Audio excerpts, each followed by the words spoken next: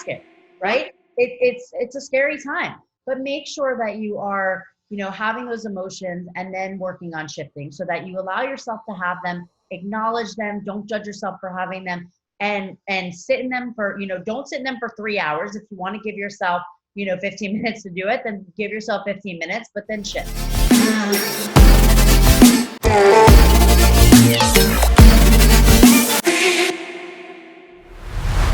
Hi, everybody. Welcome to our podcast, The Stamp of Approval. Thanks for joining. So during the pandemic, we're providing many podcast episodes with a variety of topics with some of the very best professionals in their fields so that we can help you during these uncertain times. We're going to get through this. Create a plan for yourself, your personal life, your business, and take action. I'm Kristen Stampini. My husband Mark and I own multiple businesses. In 2017, we opened our virtual assistant business where we help small business owners hire, train, and staff administrative assistants at a very affordable price. We have a real estate business as well. My real estate career actually began during the financial and real estate crisis back in 2007. And during that time, I was personally bankrupt and broke. Over the years, we were able to build a $1 million real estate team. Currently, we have a small real estate team as well as a real estate brokerage. We have a real estate investment company, and I'm also a real estate coach for the Craig Proctor Systems. So today, my guest is Dr. Rachel Needle. Rachel is a licensed psychologist and certified sex therapist in private practice, and is the founder and executive director of the Whole Health Psychological Center. A comprehensive psychological practice with therapists with a broad range of specialty areas. And Dr. Needle has presented her research and clinical work at national and international conferences. She has been quoted in a number of newspapers and popular magazines on issues related to mental health, substance use, and sexuality. So today, Dr. Needle will discuss how to stay connected and emotionally healthy and reducing anxiety during these uncertain times. Welcome, Rachel. Thank you so much for having me, Kristen. Oh, thank you so much for coming back. So last time I did this, I forgot to record. Take two. Yeah, take two. So welcome back. So let's start with, tell me what you're seeing today that's different in your normal practice. What are you seeing? So we're seeing an increase of anxiety, fear, and depression. So this is a time of uncertainty. This is an unprecedented time in our country. We've never dealt with something like this before. And with this uncertainty, we get a lot of anxiety because we feel unsafe when things are uncertain. And we've known that. It arouses our stress response. So for many people during a time like this, it's not just the uncertainty, but it's also so much change. Right? So change itself will cause anxiety. So we're changed. We can't see our family and friends. We can't even leave the house, some of us, right? Loss of income, so much change that we are seeing increased anxiety for so many people. So it's scary. Right. And how about, even when you're talking about so much change, think about either people are staying home with their kids, right, and having to homeschool, yes, which they aren't used to, or their kids are online, but they're having to help more, or maybe one spouse has a job, one doesn't, or both don't, both working from home. So I'm sure those are some of the issues that you're dealing with today. Oh, for sure. It's a lot. It's a lot on people, whether you're still working or you're not, having your children at home or having this change in lifestyle can be really tough for people. So I think that we're seeing a lot of people trying to figure out what their new normal is, trying to cope with their new normal. And even people that may not have had any issues previously are struggling too. So there's a lot of things that we can do. And I know you're going to ask me about that, so we can talk about that as well. Go right ahead and jump into it. Okay. So, for a lot of people, we have to work on our mindset. So we can acknowledge that, we're having these negative emotions and that we're struggling, but try to do so without judgment, right? Because you can't avoid the thoughts. They're going to be there, and it is absolutely normal to have them at times. But try to practice mindfulness, stay in the present moment. Don't judge yourself for having them. Let yourself have the feelings and then choose to shift, right? So give yourself, for some people, I tell them if they're having a ton of anxiety and stress and these thoughts are occurring all day, I tell them to try to pick a time of day, even 2 times, and for 5 minutes straight, out loud, say everything they're worried about or stressed about, and give yourself that time so that if throughout the day you're thinking about this, you'll be like, okay, at 5 p.m. I get my stress time or my time to be worried.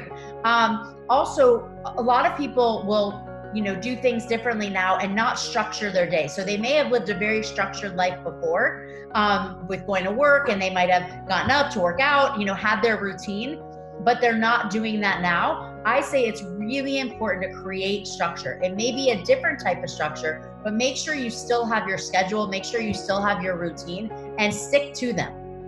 And for some of us, making sure that we have kind of the goals of each of our days is really important.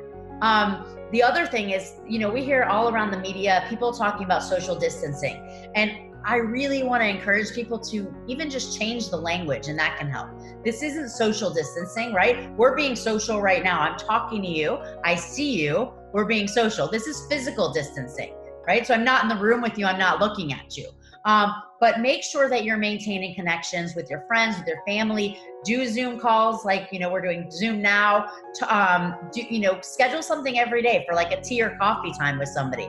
A fun big Zoom once a week with a group of your friends from, a time in your life. So make sure that you're continuing to stay social, because for most of us, that is incredibly important for connection and for feeling good and connected in our lives. So I also tell people, make sure you're taking care of yourself. For, some of us, that means different things, but make sure you're eating healthy and exercising and doing different things that will help boost your immunity. Especially at a time like this, when what we're fearful about is getting sick.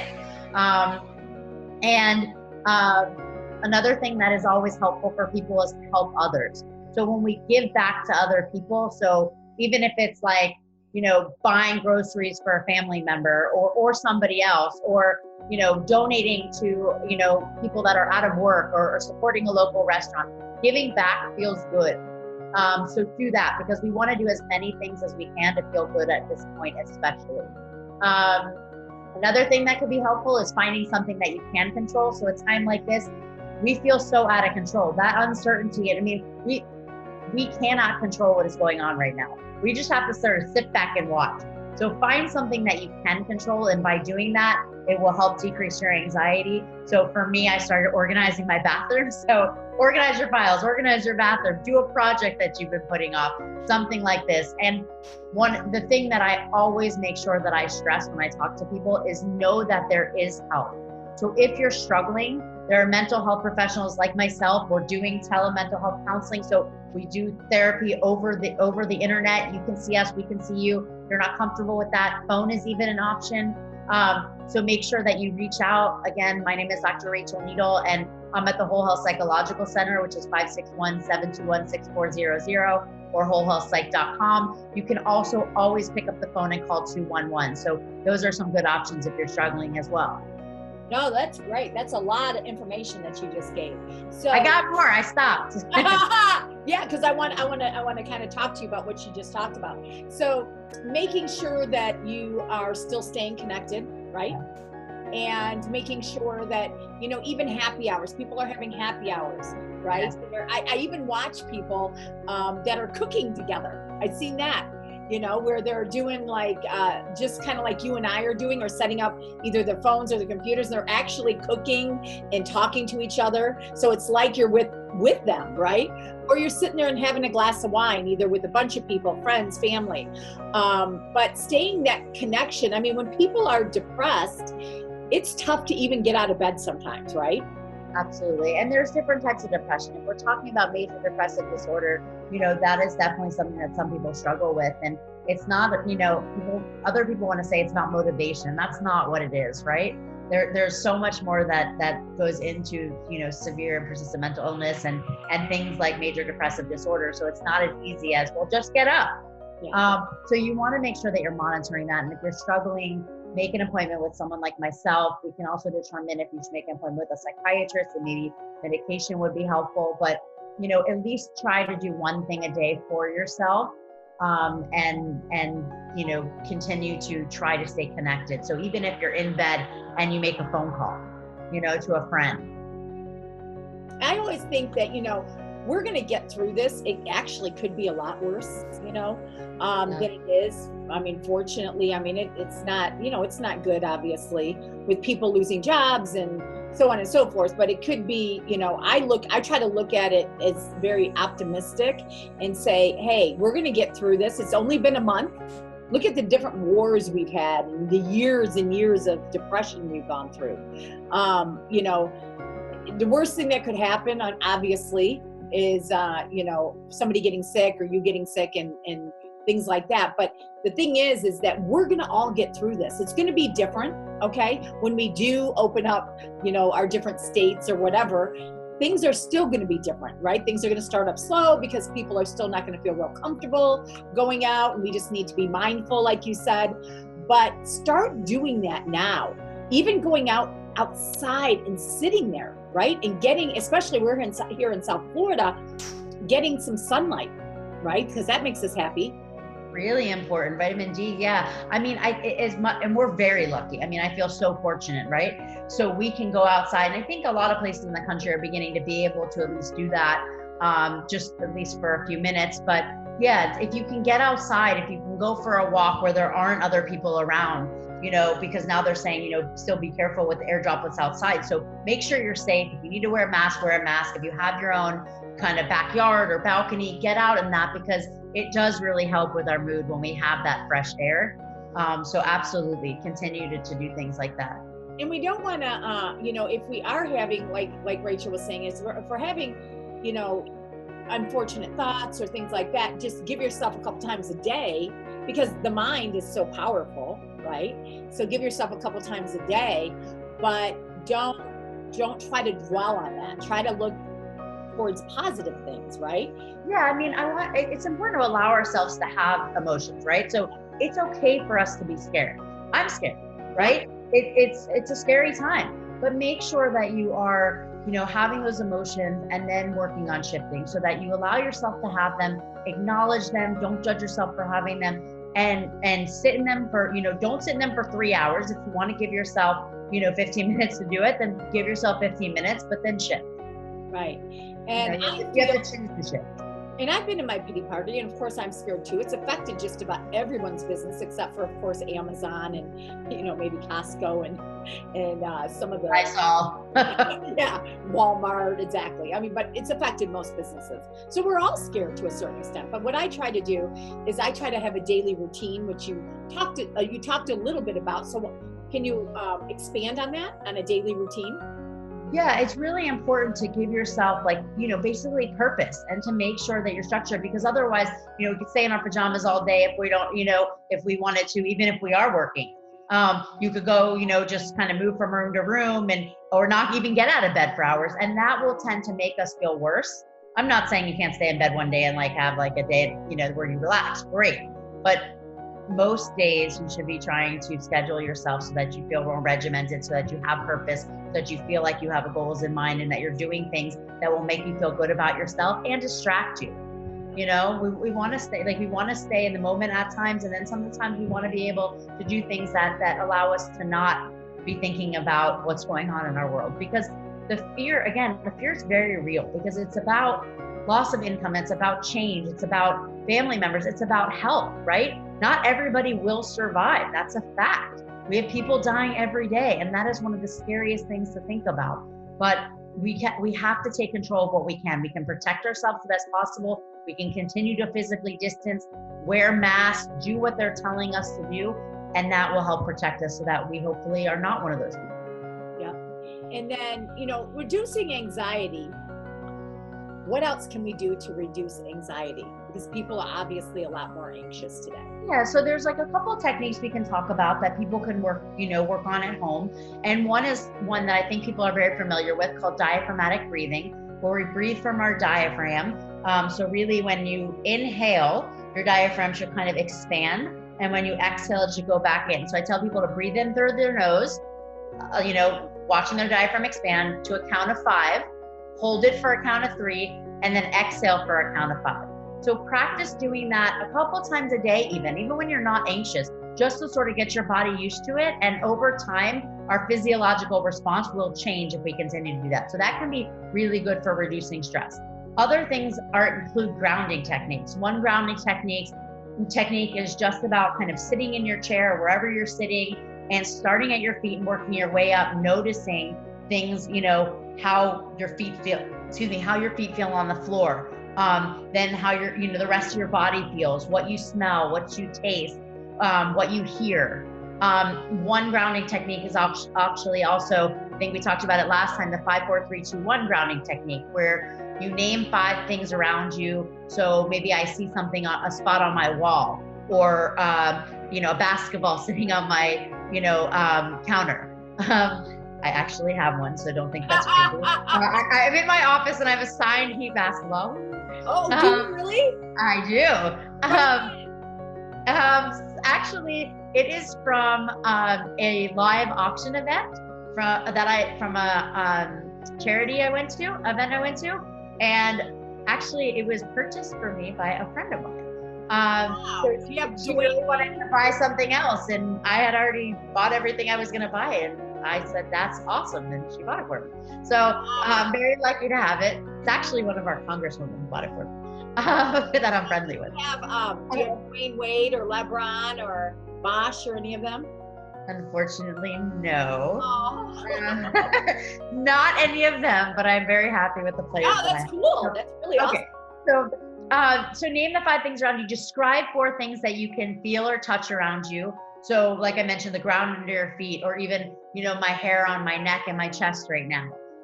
Listen for 3 things you can hear. So I hear, the lawn being mowed behind me. I don't know if you hear it. I hope not. Sorry.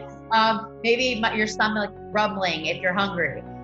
Name 2 things you can smell. So if you don't necessarily smell something in the place you are, go somewhere else and work on, seeing if you can smell something. And then say 1 thing that you can taste. So, maybe you taste something in your mouth from the last thing you ate, whatever it is. So that's a 5, 4, 3, 2, 1 method. And if you didn't catch all that because it was quick, you can Google it, and I'm sure something will come up, and it will be around that, same process that I talked about. What does that do exactly? It helps you to stay present in the present moment and reduce your anxiety. Very cool. Yeah. So what else are you seeing with people? So, we're just seeing for people that have experienced, who have a trauma history, we're still continuing to see this impact them in similar ways. And for others, this is a traumatic event. So we're seeing some of those trauma responses as well, especially in people, who have a family member or a friend or somebody who has, had coronavirus, and even some that, have lost people as a result of coronavirus. So wow. Yeah. So you know people that have lost people, or some of your clients? Yeah. Wow. And are you finding that the age and the health is what's affecting a lot of them? I'm thinking of the people that I know that have passed away as a result, and some were a little older, but many were my age. So recently, a nurse that I knew. Is it because they're, when you're talking about these, did any of them have health compromised, or No. Well, I don't know about the older ones. It wasn't people that I knew directly. They were people that friends of mine are friendly with. So they were in their 60s, I think. But there have been plenty of people my age that I do know that have gotten it, and some that have died as a result. Now, how about addiction?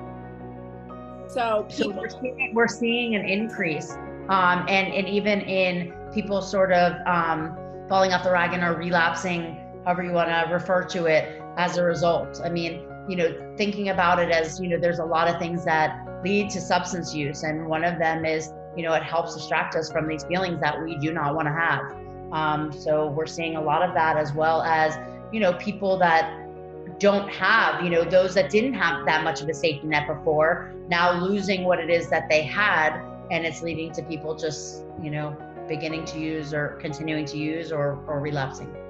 So with addiction, and also you can't go to face-to-face meetings for people that wanted to go to meetings, right? Right, and that connection is really important, that support, especially when you're, in recovery. There are a lot of online meetings and things going on that way, so you're doing a good job of keeping that, but for a lot of people that's challenging. So what do you recommend and if somebody's watching or, listening to this, what do you recommend that people like that do? Continue to stay connected, do the online meetings, pick your support system. I mean, for all of us, right? Maintain, know who your support system is and reach out on a regular basis. Continue to do things like this and get together with friends and talk about it. And if you're struggling, reach out. Again, people like myself, I'm a psychologist and there's other mental health professionals, but almost all of us are doing online therapy. And like I said, a really important number to remember is 211. Okay, and what's 211? 211 is a nonprofit organization that has a helpline, which you will get to a live person 24 hours a day. Okay, wow, that's awesome. And our local 211 is actually the call center that if you call the National Suicide Hotline in this area, you will get our 211. Wow, that's awesome. So basically a few things, I don't know if there's anything else that you wanted to cover today, but basically staying connected, staying on routine, right? Yep. Allowing your breathing in the, what'd you say, the 5, 4, 3, 2, 1 method. Yep. And then making sure that to whatever your thoughts are, it's okay. Go ahead, but only do it a couple times a day because your thoughts are so powerful, right?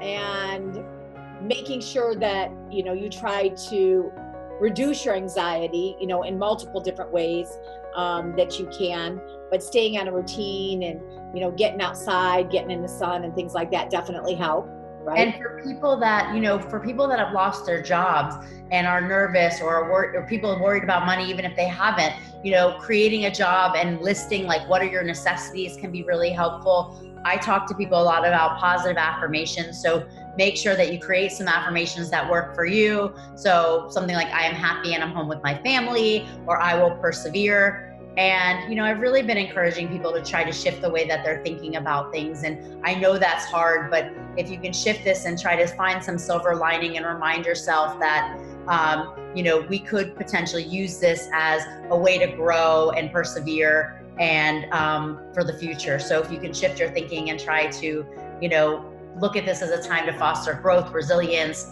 a new appreciation for life, that can be really helpful. Wow, that's awesome. And, we're in this together. I mean, we're all going through the different emotions. There are people out there.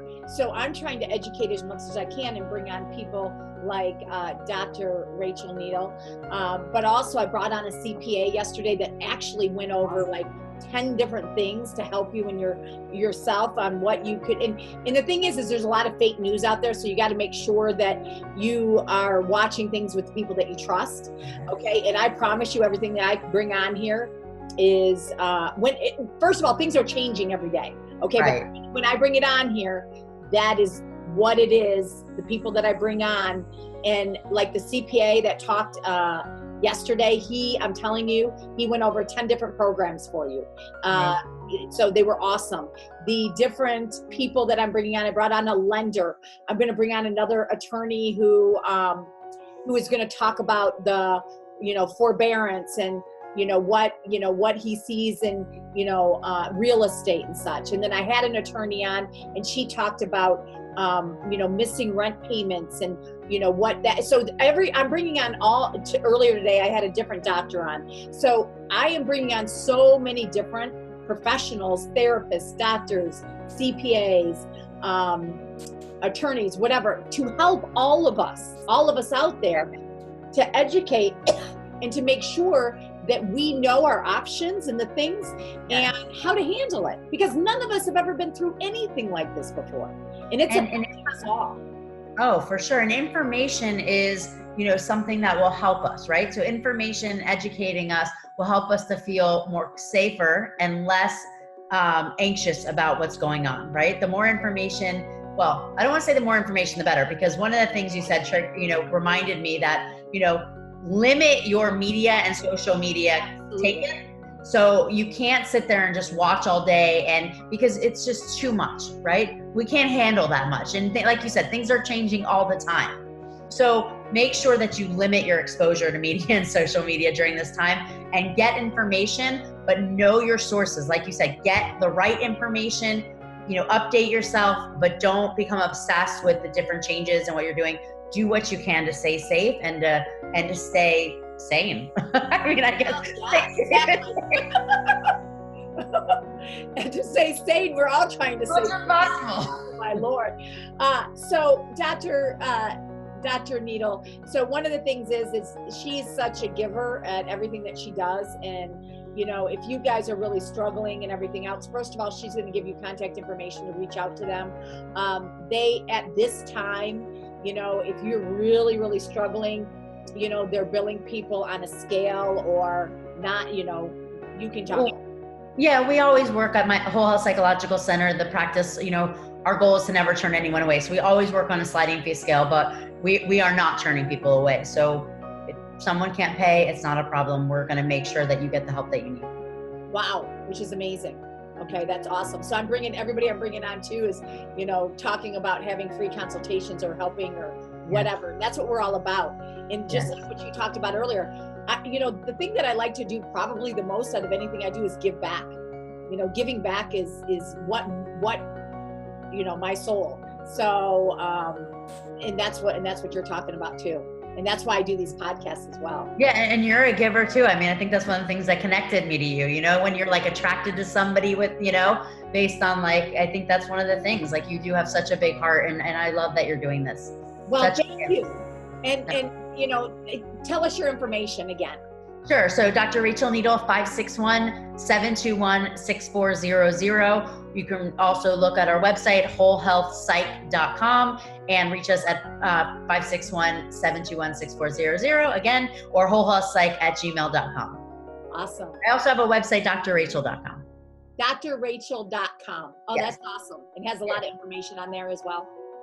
There's some, and I'm starting to write some blogs there as well about different things associated with the coronavirus. So don't wait, don't wait. Make sure you're reaching out. Make sure you're doing these things. And, I really appreciate you joining our podcast today, Rachel. And thank you. Thank you for having me. Absolutely. Thank you, everybody. Have a great day.